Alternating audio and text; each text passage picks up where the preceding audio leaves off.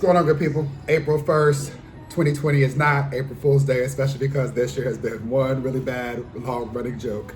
But it is National Census Day, the time that all of us are invited to participate in the national head count. This is really important because resources and power are apportioned based on our participation in the census. And so I'm recording this video to highlight just how easy it is for all of us, not all of us, many of us to participate in the census. I posted several videos about the steps that are being taken to ensure that individuals who are experiencing housing insecurity in particular also participate in the census. And so you should by now have received a letter from the census either inviting you to participate online or giving you the questionnaire should you have requested it via paper. And so this letter gives me a website, My 2020 Census.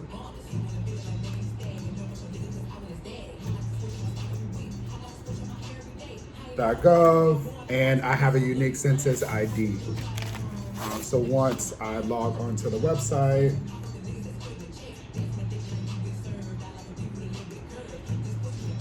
start questionnaire.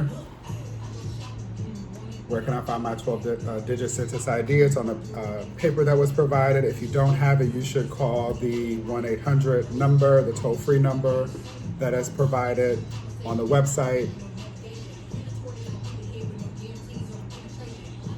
so that you can be provided with one. So now that I have put in my code,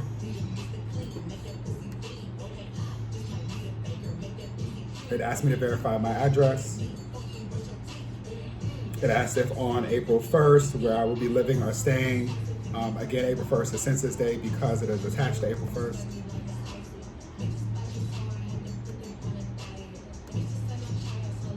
Name. Telephone number.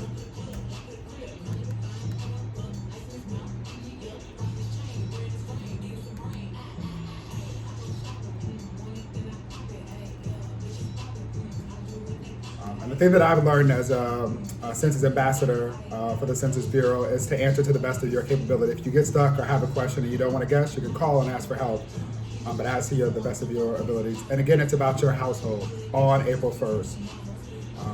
Press start, including yourself, how many people are living or staying at my household.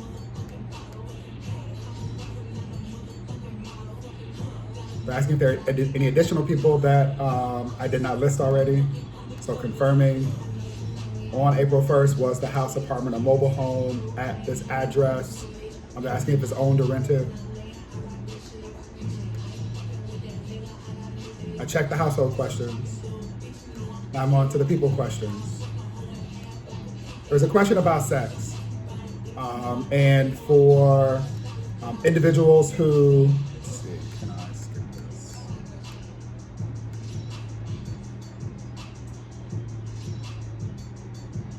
Are non-binary, I would, and do not wish to be forced to check one of these boxes, call the census hotline and ask for help.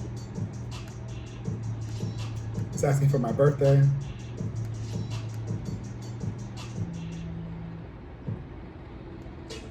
Every time I do this, I feel older. It verifies your age, so it will make you feel older as well. Race or ethnicity.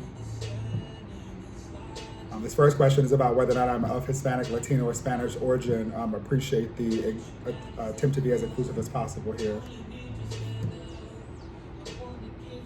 Then a question about race, and then it allows for further specification. So if you check Black or African American, as I will, it asks African American, Jamaican, Haitian, Nigerian, Ethiopian, Somalian, etc., to get more precise about country of origin.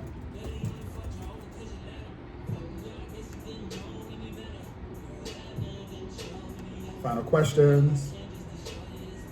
Are people that I would have otherwise listed as staying in my household usually live or stay somewhere else? That question would come in if you are a college student or if you have college students who prior to the coronavirus were living on campus or elsewhere. I submitted my response and I can save or print this screen. I will take a screenshot of it and I'm done. I have been counted, which is incredibly important because Black people, every census in the history of the census have been undercounted.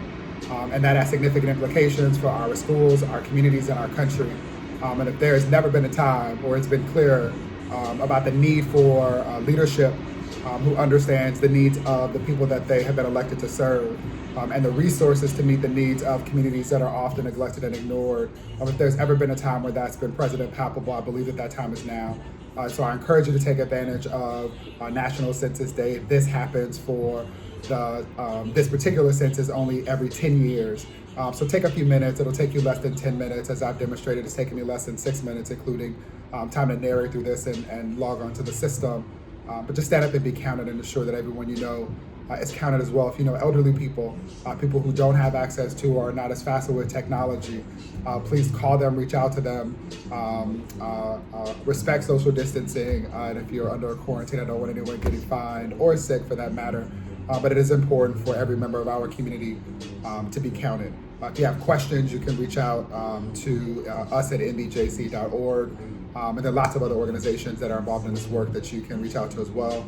You can visit NBJC.org, and on our census page, we link to a number of our partners, including the LGBTQ Task Force and the NAACP. Stand up and be counted on today.